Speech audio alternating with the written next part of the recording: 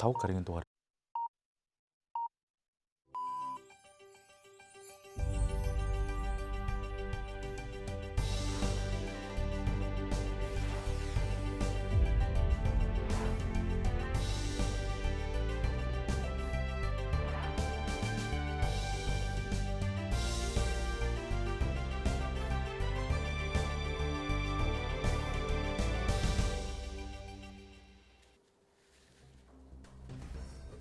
Тавтаа амарцгаач үзэгчдээ Монголын мэдээллийн цагийн хүрд мэдээллийн хөтөлбөрийнхөө лав гарагийн дугаарыг хүрэхэд бэлэн боллоо. Эхлээд өнөөдөр улсын хооронд болоод хөлийн чандад болсон үйл явдлын хураангуйтай танилцсан уу? Өнөөдөр коронавирусны халдвар илрээгүй 2 хүн эдгэрч дараагийн хяналтад шилжсэн сайн мэдээтэй байна. Сөүл Улаанбаатар чиглэлийн тусгай үргийн онгоц өнөөдөр 18 цагийн үед Чингис хаан олон улсын нисэх буудал газардлаа. Тус нислэгээр 257 иргэн эх орондоо ирлээ. Дотоодын цемент үйлдвэрлэгч компаниуд өнөөдөр бүрэн хүчин чадлаараа ажиллаж байна. Бүтээн байгуулалтын улиралд үүссэн үнийн огцом өсөлтөд COVID-19 нөлөөлжээ. Бээжин хотын худалдааны цахаас голомттой халдварын тохиолдол нэмэгдэж байгаатай холбоотойгоор Бээжин хотод цар тахлын аюулын түвшинг ахиулж хэсэгчилсэн хатуу хөл хорио тогтоож байна. Америкийн нэгдсэн улсын ерөнхийлөгч Дональд Трамп цагдаагийн байгууллагад шинжилэлт хийх тухай захирамж гаргажээ.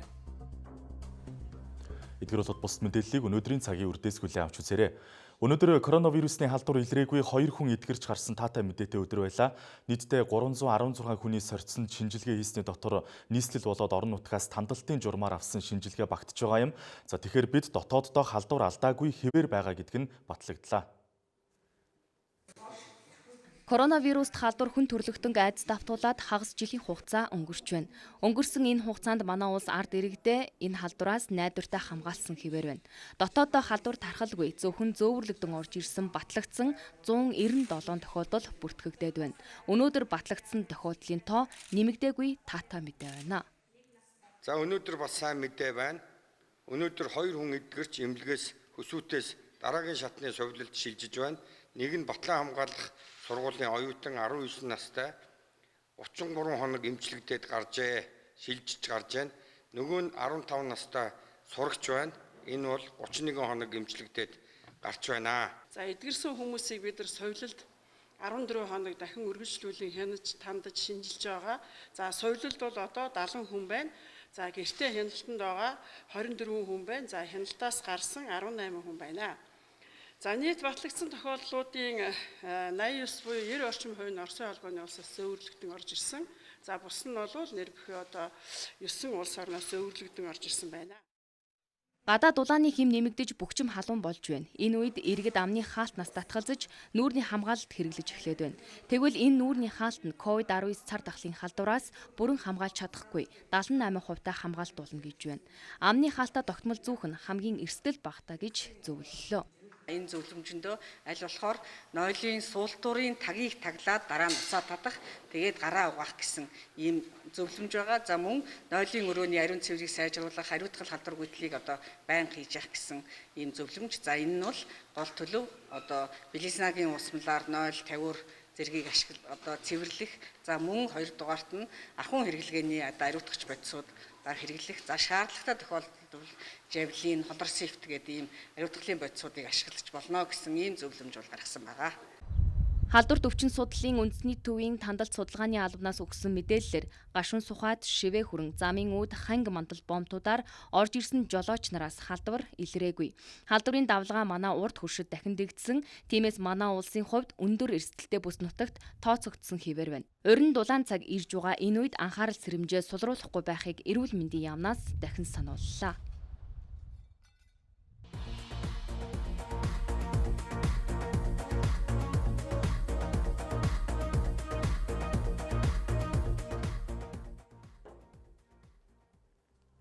Та бүхэнд эрүүл мэндийн яамны өнөөдрийн хөвлийн бахварлыг тоомлон хүргэлээ.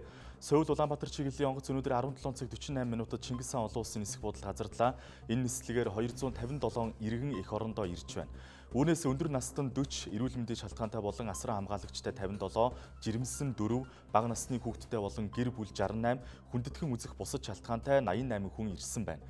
Эдгээр иргэдийг Цагийн төв эмнэлэг халдвар төвчин судлалын үндэсний төвд зүүч Альфа Дрим зочид буудалд 21 хоног тусгаарлана гэж Улсын онцгой комиссийн шуурхай штабаас мэдээллээ. Энэ сард Монгол улс 9 удаагийн тусгай үргийн нислэг үйлдэж 2300 гаруй иргэнэ авч ирэхээр төлөвлөсөн. Одоогийн байдлаар 5 удаагийн нислэг хийгдээд байна. Өнөөдрийн нислэгээр Америк нэгдсэн улсаас солонгосоор дамжин өнгөрөх нислэгийн зорчигчдоо авч ирсэн. Маргааш буюу 6 дугаар сарын 18-ны өдөр Сөүл Улаанбаатар чиглэлийн нислэгээр зөвхөн солонгост байгаа Монгол иргэдэд татан авах юм. Улсын онцгой комиссийн шуурхай штаб гадаад улсаас ирэх иргэдийн хүсэлт их байгаа учраас нислэгийн тоог нэмсэн байна. Тодруулах юм бол энэ сарын 20-ны өдөр Сөүл хот руу нисч зүүн өмнөд Азид байгаа иргэдэд татаж авахаар төлөвлөд байгаа юм а. Коронавирусны цар тахлаас урьдчилан сэргийлэх өндөр эрсдэлтэй нөхцөлд үүрэг гүйцэтгэгч хүчний байгууллагуудын зарим ажилтныг орон сууцны хөтөлбөрт хамруулахаар болоод байна. Тухайн хөтөлбөрт хамрагдах эрхийн батламжийг Улсын онцгой комиссийн удирдлага албан хаагчдад гардууллаа. Нэн өнгөлтөө нөхцөл бүхий орон сууцны хөтөлбөрт энэ удаа хил хамгаалах, мэрэгжлийн хяналт, онцгой байдал, цагдаа тагнуулын байгууллагын ажилтнуудын төлөөлөл хамрагдж байна. Улсын онцгой комиссийн удирдлагын тайлбарлаж байгаагаар бол хөтөлбөрт хамрагдах албан хаагчид орон сууцаа өөрсдөө сонгох юм. Тухайн орон сууцны барилгын ажил нь 100% гүйцэтгэлтэй, чанартай баригдсан байх, үнийн зохистой хэмжээнд байх шаардлагатай. Төлбөрийн өндөр ачаал үүсэхгүй байх боломжтой гэж Улсын онцгой комиссийн удирдлага тайлбарлаж байна.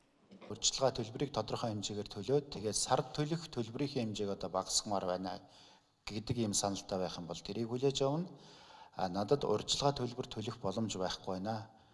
Би сар үрийн орлогоос төлөөд явах боломжтой гэж үзсэн юм бол бас мөн тэрийг авч үзсэн. Энэ дээр уян хатан одоо хандна. Хүү бол 6%-аас илүүгүй байна гэж ингэж үзэж байгаа. Ердийн ипотекийн зээл бол 8% байгаа.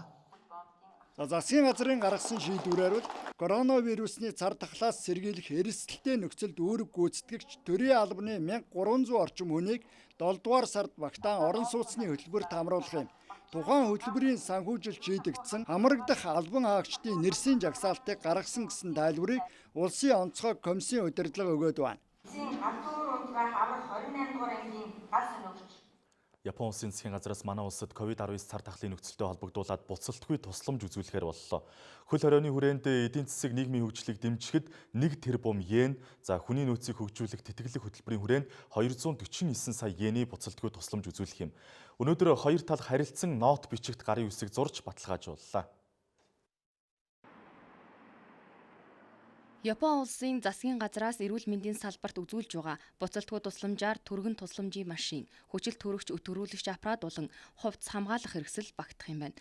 Хүн төрөлхтний том сорилт болсон цар тахлыг даван туулахад ийхүү Япон улсын засгийн газар дэмжлэг үзүүлж байгаа нь хамгийн том эм болно гэдгийг гадаад харилцааны сайд хэлсэн үгэндээ онцоллоо.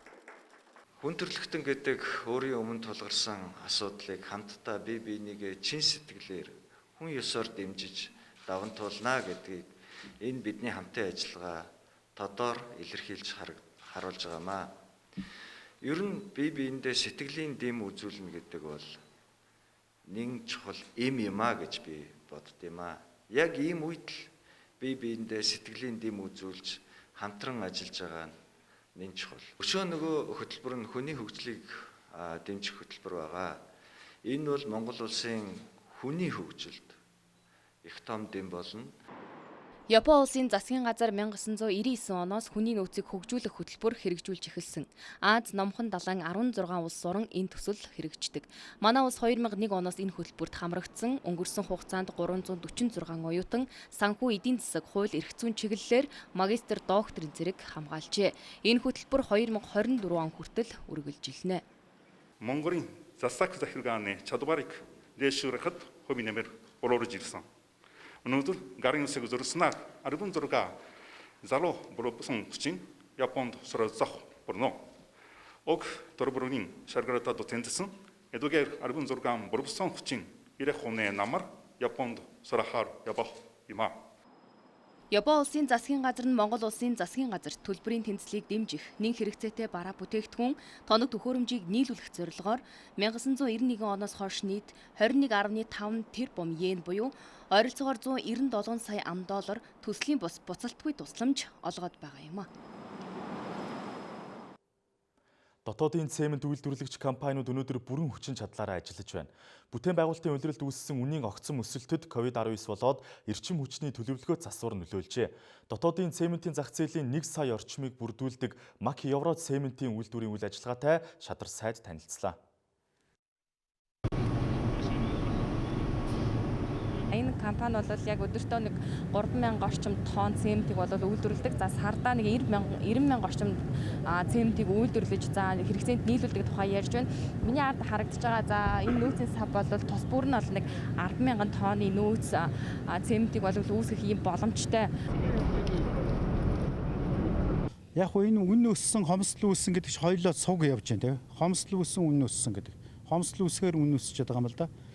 Тэгээ би бол тэр Мон цементийн үйлдвэр дээр очлоо өнөөдөр энэ МАК-ийн үйлдвэр дээр ирж байна. Үйлдвэрлэл хэвийн явж байна. Энд бол хэвийн явж байна, Мон цементийн хэвийн явж байна. Үйлдвэрээс гарч байгаа үн бол өсөөгүй байна. Манай улсын барилгын бүтээн байгуулалт богинохон хугацаанд үргэлжлэн явагддаг. Энэ жил эд бүтээн байгуулалтын сар эхэлсэн үеэр цементийн үн огцом өссөн. Эрчим хүчний төлөвлөгөө засвартай холбоотой дотоодын үйлдвэрлэгчид үйлдвэрээ хугацаанаас нь оройтож холбосон. Нөгөө төгөр COVID-19 цар тахлын анхны батлагдсан тохиолдол бүртгэгдсэн үед хийгдсэн хөл хорой хомсдолд нөлөөсөн гэж үйлдвэрлэгчид тайлбарлаж байна. Мөн дундын зуучлагч буюу чэнжүүд зохиомол хомсдол үүсгэсэн нь цементийн үнийг огцом өсгөхөд нөлөөлжээ.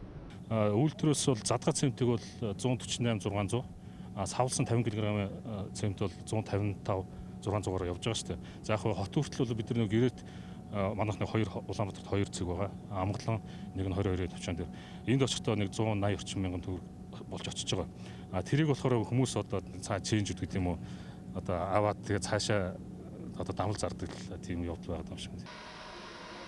Зах зээл дээр хомсдол үүсгэд дагаад үн нэмэгддэг. Гэхдээ дотоодын үйлдвэрлэгчид цементийн гол түүхий идуулах шохойн чулуу гүлтгэн зэргийг дотооддоо шийдэж бүтээгдэхүүнээ хамгийн бага үнээр зах зээлд нийлүүлж байна. Үйлдвэрийн гаргасан үн ченжин гар дээр очиод 2 дахин өсдөг. Энэ дундын зуучлагт хяналт тавих үүднээс бүтээгдэхүүн худалдаалахдаа зорилго хэрэгцээг нь баталгаажуулж эхэлжээ. Мөн хуурамч цемент их хэмжээгээр зах зээлд худалдаалагдаж дотоодын үйлдвэрлэгчдийн бүтээгдэхүүний борлуулалтад сөргөөр нөлөөлдөг байна. Цаашлаад хуурамч цементээр хийгдсэн барилгын ажлын гүйцэтгэлд эрсдэл учруулдаг тухай үйлдвэрлэгчид ярьж байлаа. Эрүүл мэндийн чиглэлээр үйл ажиллагаа явуулдаг 14 төрийн бус байгууллага өнөөдөр Монгол Ардын намтай хамтарч ажиллах санамж бичигт гарын үсэг зурлаа. Төрийн бус байгууллагууд Монгол Ардын намын эрх барьсан 4 жилд тэдний ажил үр дүнтэй байсныг онцлоод цаашдаа хамтарч ажиллахыг зорж байгаа гэлээ. 6 дугаар сарын 3-наас хойш төрийн бус 100 гаруй байгууллага мэргэжлийн холбоод 2020 оны сонгуульд Монгол Ардын намыг дэмжихээ илэрхийлж хамтран ажиллах санамж бичигт гарын үсэг зураад байна.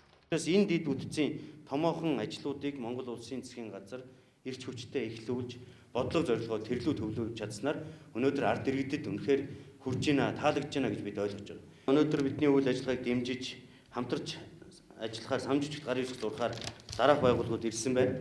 Бид бол их баяртай байгаа. Бас элгэний хамтран онцлогооны эрт илрүүлэл, эмчилгээний стандарт, олон улсын түвшинд хүрч эмчлэх ийм одоо боломжууд нь одоо манай улсад бүрдэж байгаа учраас бид бүхэн бол Монгол Ардын намын энэхүү мөрийн хөтөлбөртэй санал нэгдэж эрүүл мэндийн чиглэлээр үйл ажиллагаа явуулдаг төрийн бус байгууллагууд энэхүү санамжчгаар одоо бид нэр үйл ажиллагаанд нь оролцож идэвхтэй ажиллахаа одоо нэгд илэрхийлж байгаагаа өнөөдөр одоо баталгаажуулж байна. Манай хөгжлийн бэрхшээлтэй иргэдийн одоо хөдөлмөрлөх эрхийг нь бол сэргээж өгсөн. 5-7 компани гэж байгуулад одоо шахмал төсний үйлдвэртээ манай хөгжлийн бэрхшээлтэй иргэдийн 50 түүнийг авч ажилуулсан. Цаашдаа бид нар хамтарч ажиллах нь баталгаатай болсон юм байна гэж үзээд тэгээд мөрийн хөтөлбөрийн дэмжиж өнөөдөр батламж гарын үсэг зурлаа. 2016-аас 2020 онд Монгол Ардын нам эрүүл мэндийн салбарт элэг бүтэн Монгол, эрүүл шүд эрүүл хүүхэд, эх хүүхэд нөхөн үржихгүй эрүүл мэнд, халдвар төвчнөөс сэргийлэх, хянах, орчны эрүүл мэнд зэрэг үр дүнтэй төсөл хөтөлбөрүүдийг хэрэгжүүлсэн юм. Харин эх 4 жилд Монгол Ардын нам сонгуулийн хөтөлбөртөө эрүүл мэндийн байгууллагаар үйлчлүүлэхэд үүсдэг хүлээлт чирэгдлийг арилгах, эмчилгээний хөнгөлөлт бий болгох, иргэдийн өвчний эрт үеийн оншилгоо, эмнэлэг эмчилгээний дэвшилтэд техник тоног төхөөрөмж нэвтрүүлэх зэрэг эрүүл мэндийн салбарт өөрчлөлт авчрах 28 хөтөлбөрийг тусгаад байна.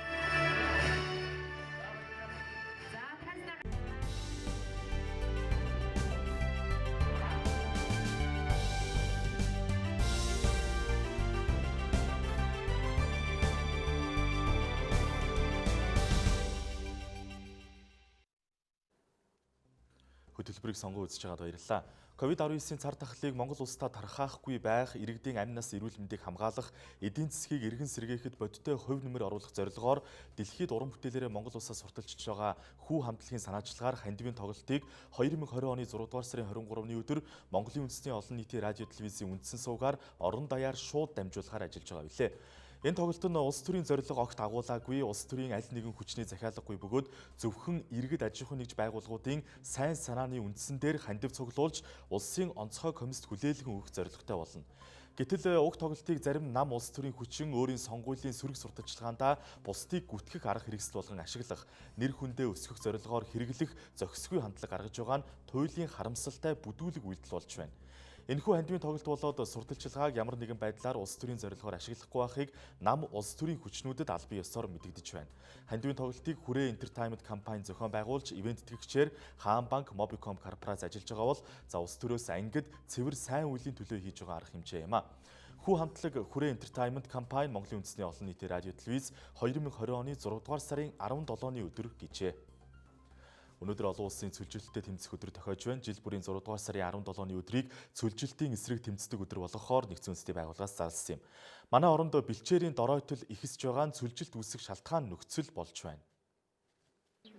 Бэлчээрийн доройтол нь цөлжилтийн эхний шинж тэмдэг юм. Ургамлын ургах зайн холдож, төрөл зүйл нь багасдаг.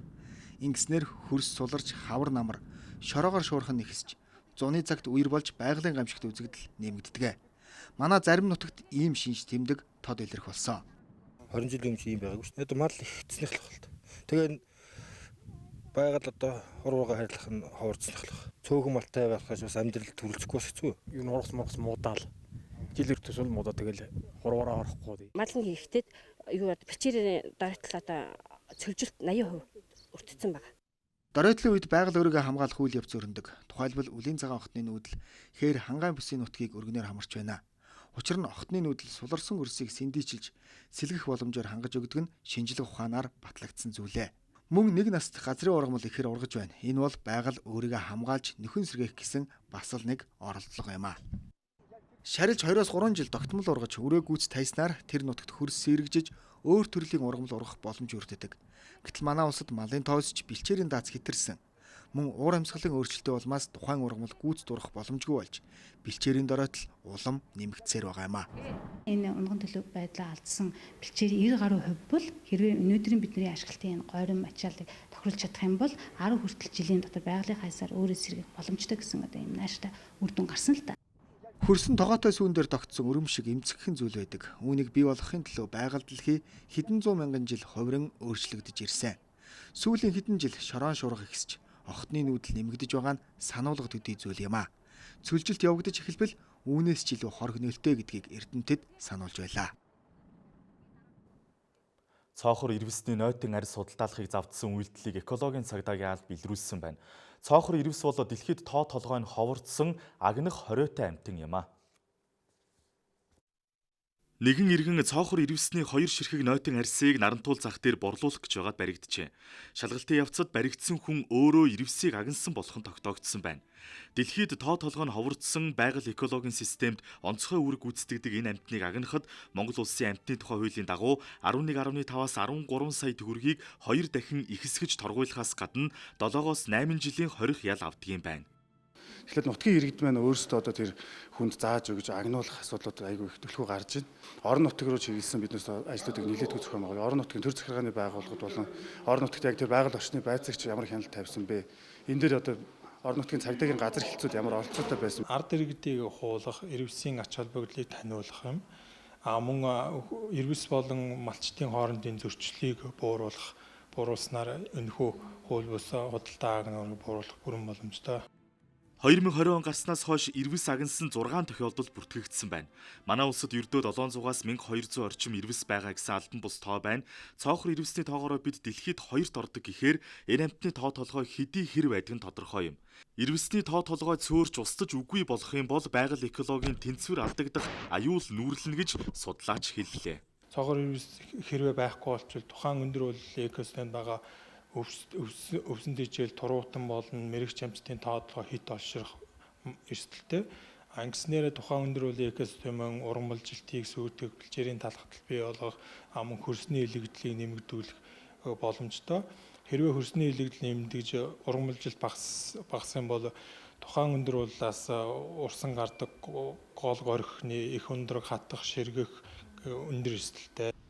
Цоохор ирвэс 2 жилдээ нэг удаа төлөлж 2 гуйн гаргана. Харин 2 гуйнгийн нэг нь л амьд үлдэх магадлалтай байдаг байна.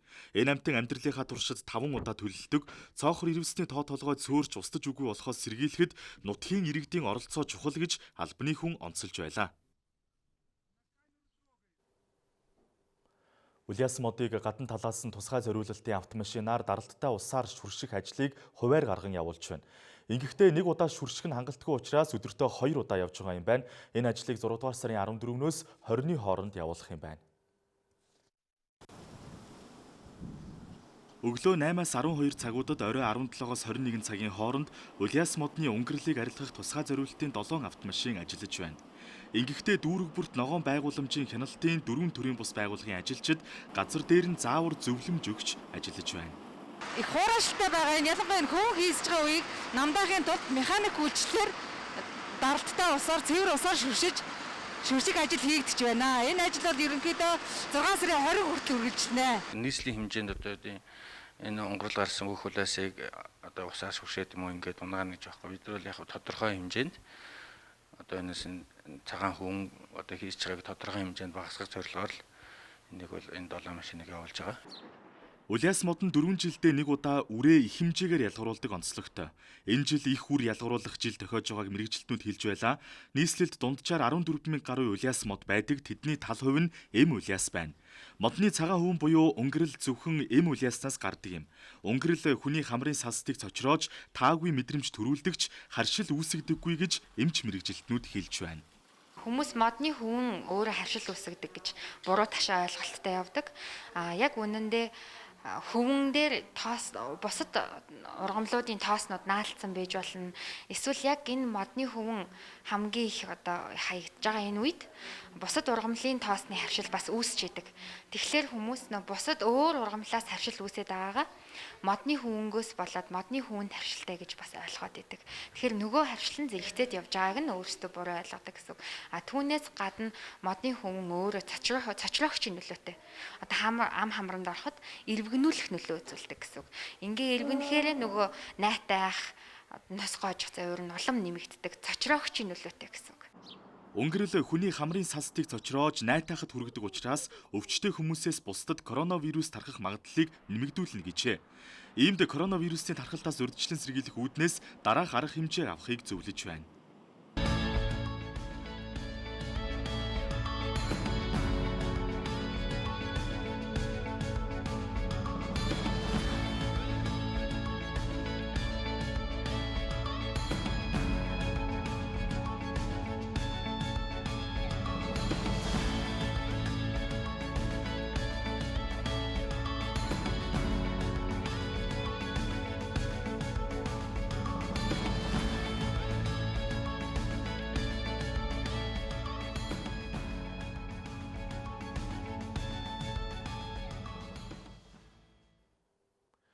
Энэ оны эхний 5 сарын байдлаар улсын хэмжээнд 485 явган зорчигч зам тээврийн осолд өртсөн байна. Жилээс жилд явган зорчигчид зам тээврийн осолд өртөх, амнасаа алдах, бэртэх, гэмтэх асуудал улам бүр нэмэгдсээр байна. Тээврийн цагдаагийн албанаас нийслэлийн хэмжээнд хэсэгчилсэн байдлаар гарцаараа гарцгай аяныг өрнүүлж эхлээд байгаа юм а. Энэ сарын 8-ны өдрөөс эхлэн тээврийн цагдаагийн албанаас гарцаараа гарцгай аяныг өрнүүлж эхэллээ. Энэхүү аяны зорилго явган зорчигчийг зам тээврийн осолд өртөхөөс урьдчилан сэргийлэх юм а. Мөн арга хэмжээний хүрээнд явган хүний гарц нэвтрэхэд жолоочийн баримтлах заалтын хэрэгжилтийг хангаа ажиллахад чиглэгдэж байгаа юм байна. Энэ хүрээнд өнгөрсөн 7 хоногт явган хүний гарц дээр явган зорчигчид зам тавьж өгөөгүй 1000 гаруй жолоочид зохих торгуул шийтгэлийг оногдуулсан байна. Энэхүү аянд чингэлтэд өргөдөх замын цагдаагийн хэлтс нэгджээ. Энэ аян манд 2000 оны 7 сарын 25-ны өдрийг өсөл одоо үргэлжлэнэ.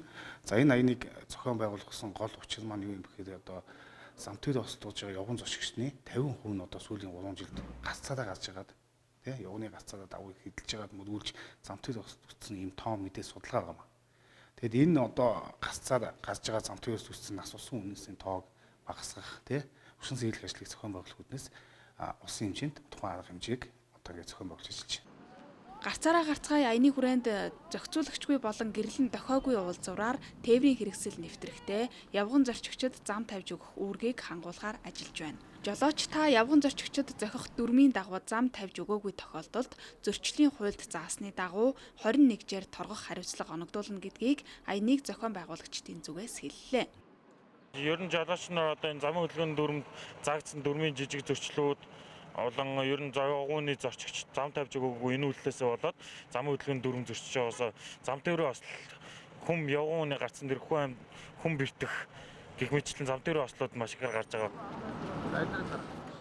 Тэгэхээр та замын хөдөлгөөний дүрм заагдсан журмынхын дагуу та явгууны гарц уулзуур гарцаар нэвтэрч өнгөрсний дараа та хөдөлгөөнийг үргэлжлүүлэх ёстой. Энэ дүрмийг зөрчсөний дагуу бид энэ дээр тургуулын шийтгэлийн арга хэмжээ тавьж байгаа шүү. За. Ер нь явган гарцаар бол заавал төрүүлж тавьчих хэвээр. За. Тэгээд уртлын сая бол заавал тавьж өгж явж байгаарай л гэж хэлээд байгаа шүү яах вэ тий. Иймд явган зорчигч та явган хүний гарц гармаар зам хөндлөн гарах, явган хүний гарц гарам байхгүй тохиолдолд ирж яваа тээврийн хэрэгслийг өнгөрүүлэн ихц зам хөндлөн гарах хэрэгтэй. Харин замын хөдөлгөөнд оролцож байгаа жолоочийн хувьд явган хүний гарц дээр зам тавьж өгч байхыг анхааруулж байна.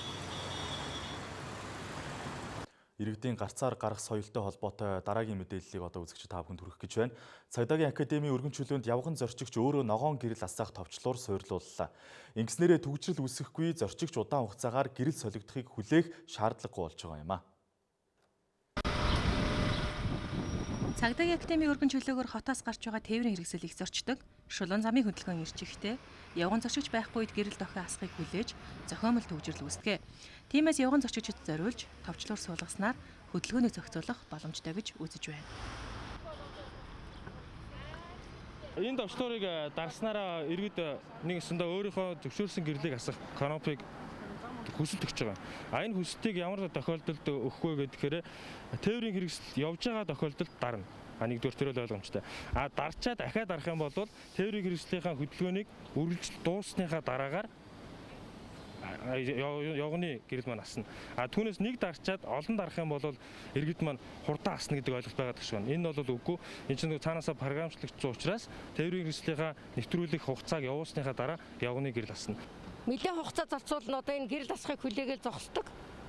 Тэгэл одоо бол энийг дараа л гарах юм байна гэж ойлгож байна. Бидний хувьд бол хэрэгтэй л гэж бодож яарсан үед нөгөө энийг айгүй хүлээгээд машинаар ногоон гэрэл ассан ч гэсэн айгүй явдаг шүү хурдтай. Тэрийг хүлээгээд зогсоход энийгээ дараад 50 явахад хэрэгтэй зөв л мэдээлэл гэж бодож байна. Явган зорчигч товчлуурыг дарснаар 10 секундын дараа гэрэл солигдож аюулгүй зам хөндлөн гарах боломжтой. Энэ талаар зөвлөгөө мэдээллийг замын хөдөлгөөний удирдлагын төвөөс иргэдэд өглөө. Өнөөдөр Баян зөвхөн энэ академийн энэ юу гэрэлэн дохио автобусны буудлын гэрэлэн дохион дээр шинэ юм юу технологи суйрлуулсан. Тэгээд бид нар энийг ард иргэдтэй яаж зааварчлахыг нь тайлбарлаж өгөөд заагаад энэ чинь өнөөдөр энд ажиллаж байна. Жолооч нартай анхааруулж хэлгэж энэхүү товчлуурыг байрлуулснаар товчлуур дараад явганы гэрэл дохио асан тохиолдолд 5-1 буюу зогс шугамн дээр зогсож одоо явган зорчигч нарыг саад учруулахгүйгээр хөдөлгөөнд оролцохыг уриалж байна. 2019 онд наадамчдын буюу Нисхийн яамгийн зам дагуу 7 байршил явгууны гарцуудад суйрлуулсан онгорсаар 5 газар нэмж байршуулжээ. Нийслэлийн хэмжээнд 156 гэрэл дохио байдаг. Үүнээс 48 нь явгууны гарцны хөдөлгөөн зохицуулах гэрлэн дохио байгаа юм а. Хөтөлбөр гадаад мэдээгээр үргэлжилж байна. 2 дугаар студид орчуулагч редактор Энх Хамглан ажиллаж байна. Орон дөргийн үзэгчтэй гадаад мэдээ танилцуулъя. Америк нэгдсэн улсын Джон Хопкинсийн их сургуулийн тандалт судалгааны мэдээллээр өнөөдөр дэлхийд даяар COVID-19 цар тахлын халдварт тохиолдол нэмэгдэж 8 саяыг даваад байна. Цар тахлын дэгдэлтийг бүрэн хяналтандаа авсан гэж үзэж дэлхийн улс орнууд амьдралын хэвийн горонд шилжиж байгаа хэдий ч эргээд бас шин давлгаа үүсэх өндөр эрсдэлтэй байгаа гэдгийг бүгд найрамд Хятад ард улсын нийслэл Бээжин хотод бүртгэгдэж байгаа шин тохиолдлууд харуулж байна. Нийслэл хотын худалдааны захаас голомттой халдварын тохиолдол нэмэгдэж байгаатай холбоотойгоор Бээжин хотод цар тахлын аюулын төвшинг ахиулж хэсэгчилсэн хатуу хүл хорой тогтоож байна.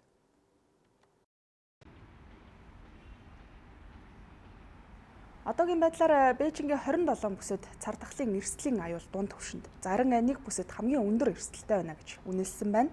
Энэ сарын 16-наас эхлээд Бээжин хотын Шинфади хүнсний цахаас голомттой халдварын тохиолдол 2 оронтой тоогоор бүртгэгдэж байна.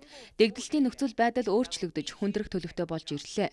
Иймд шинжээчдийн баг томилж дэгдэлтийн үйл явцыг үнэлэх, таслан зогсоох, сэргийлэх чиглэлд ажиллаж байна. Халдварын дэгдэлтийг таслан зогсоохын тулд юуны түрүүнд Бээжин хотын онц байдлын дэглэмийг 3 дугаар зэрэгээс 2 болгон ахиулж байна. Онц байдлын зэрэглэлийг ахиулсантай холбогдуулж Бээжингийн эрх баригчид ихтэй сургуулиудын хичээлийг зогсоож, харин ерөнхий боловсролын сургуулиудын хичээлийг цахим элбэрт шилжүүлээд байна. Мөн зарим дүүрэгт хүн болоод зорчигч тээврийн хөдөлгөөнийг 30% нь хязгаарлалт тогтоож байгаа юм байна. За үүний зэрэгцээ өнөөдрөөс эхлээд Хятадын дотоодын болоод олон улсын нислэгүүд цуцлагдж байна. Өнөөдрийн байдлаар л ихэд гадаад дотоодын нийтдээ 850 гаруй нислэгийг цуцалжээ.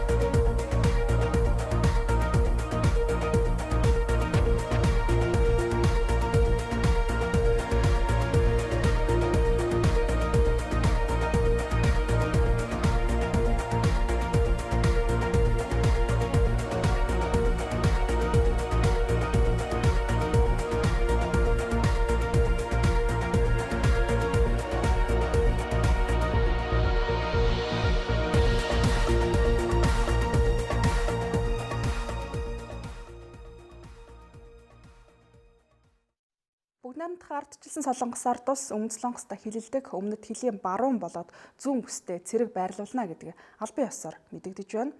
Тодруулах юм бол Өмнөд Солонгосын төрийн хэвлэлүүдээр мэдээлж байгаагаар цэргийн анги нэгжүүдийг Өмнөд Солонгосын баруун өмнөд хилийн Комгон ууланд байрлах аялал жуулчлалын бүс болоод зүүн өмнөд хилийн Кэсон ажилтны бүсэд тус байгуулна гэж тус улсын армийн ерөнхий штабаас мэдэгдсэн байна. Өмнөд Солонгосын энэ шийдвэр нь хоёр Солонгосын хамтарсан тунхаглалыг зөрчсөн үйл болж байна гэж мөн олон улсад харж байна. Мөн хилийн бүсэд цэргийн сургуулилт хийхээр төлөвлөж байгааг дээрх мэдэгдэлт онцолсон байна.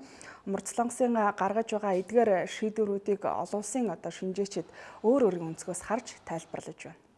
Өмнөд Солонгосын эдгээр үйлдэлийг харахад Өмнөд Солонгосын засгийн газрын зүгээс ямар нэгэн хариу үйлдэл үзүүлэх хэсгээс үл хамааран хатуу бодлого барьж байгаа нь харагдаж байна.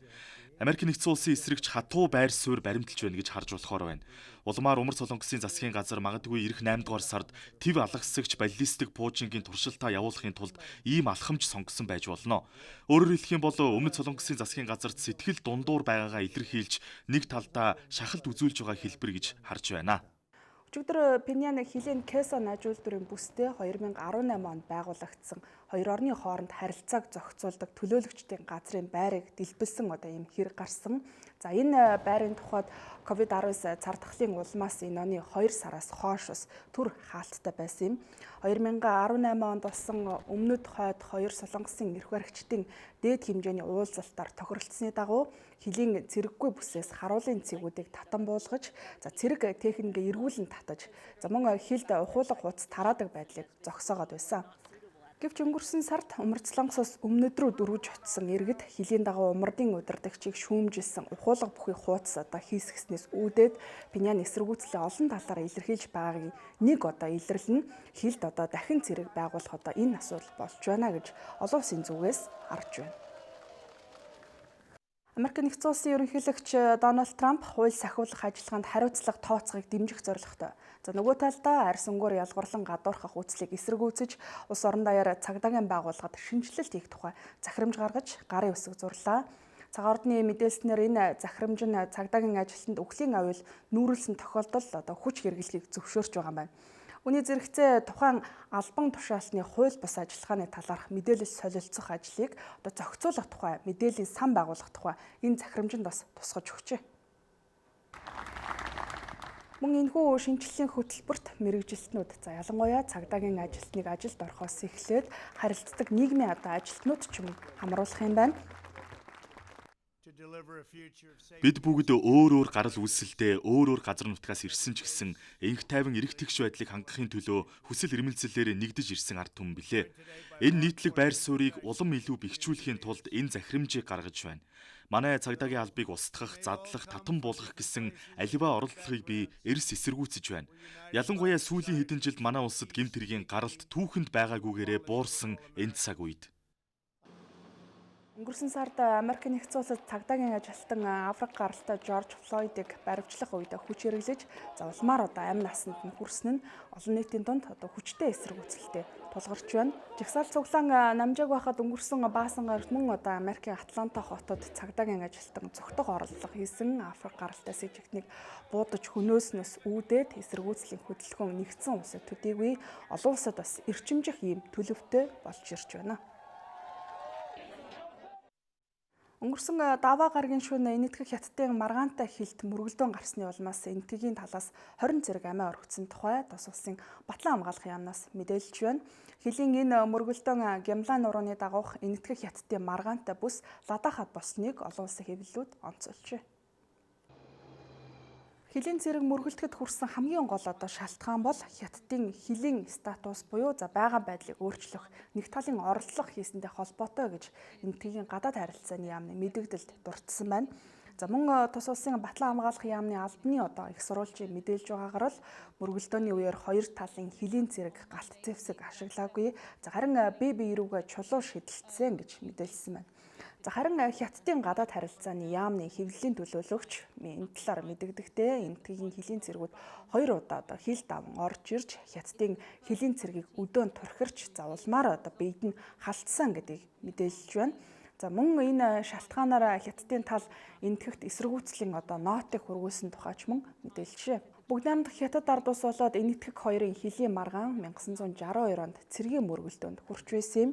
Үүнээс хойш хоёр талын хилийн цэргийн хооронд үе үеийн зөрчилдөөн, мөргөлдөөн гардаг.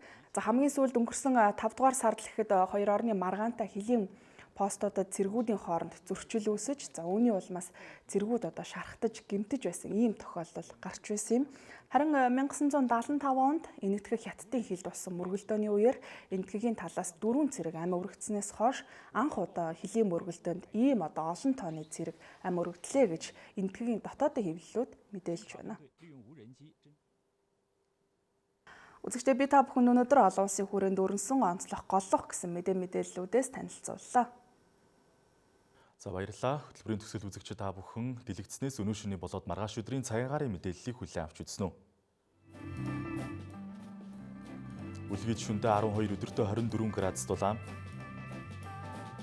Улаангомд шөнөдөө 14 өдөртөө 30 градус дулаан. Ховдод шөнөдөө 15 өдөртөө 30 градус дулаан. Алтайд шөнөдөө 13 өдөртөө 24 градус дулаан. Улаастайд шөнөдөө 12 өдөртөө 28 градус дулаан. Тосон цэнгэл шөнөдөө 9 өдөртөө 27 градус дулаан. Баянгор шөнөдөө 13 өдөртөө 27 градус дулаан. Мөрөнд шөнөдөө 12 өдөртөө 29 градус дулаан аянга цахилгаантай бороо орно. Хатгал шөнөдөө 6 өдөртөө 21 градус дулаан аянга цахилгаантай бороо орно. Цэцэрлэг шөнөдөө 11 өдөртөө 26 градус дулаан бороотой. Хар хорин шөнөдөө 12 өдөртөө 28 градус дулаан бороо орно. Арвайхэр шөнөдөө 13 өдөртөө 27 градус дулаан аянга цахилгаантай бороо орно. Булган шөнөдөө 9 өдөртөө 28 градус дулаан. Дархан шөнөдөө 12 өдөртөө 30 градус дулаан. Эрдэнэ хотод шөнөдөө 11 өдөртөө 27 градус дулаан. Чойрд шөнөдөө 14 өдөртөө 29 градус дулаан. Сүхбаатар шөнөдөө 12 өдөртөө 29 градус дулаан. Зүүн хараад шөнөдөө 14 өдөртөө 28 градус дулаан. Зүүн модод шөнөдөө 12 өдөртөө 27 градус дулаан. Багнуур шөнөдөө 9 өдөртөө 26 градус дулаан. Чингис хотод шөнөдөө 13 өдөртөө 29 градус дулаан. Баруун уртад шөнөдөө 16 өдөртөө 29 градус дулаан. Чойволсон шөнөдөө 15 өдөртөө 28 градус дулаан. Мандалговд шөнөдөө 15 өдөртөө 30 градус дулаан. Далан задагдаж шөнөдөө 17 өдөртөө 30 градус дулаан. Хам богдож шөнөдөө 19 өдөртөө 32 градус дулаан. Сайн шантад шөнөдөө 18 өдөртөө 32 градус дулаан. Замын үдэд шөнөдөө 18 өдөртөө 32 градус дулаан бол Харин Улаанбаатар хотод өнөөдөр шөнөдөө 12 градус дулаан, маргааш өдөртөө 28 градус дулаан цэлмэг байх төлөвтэй байна.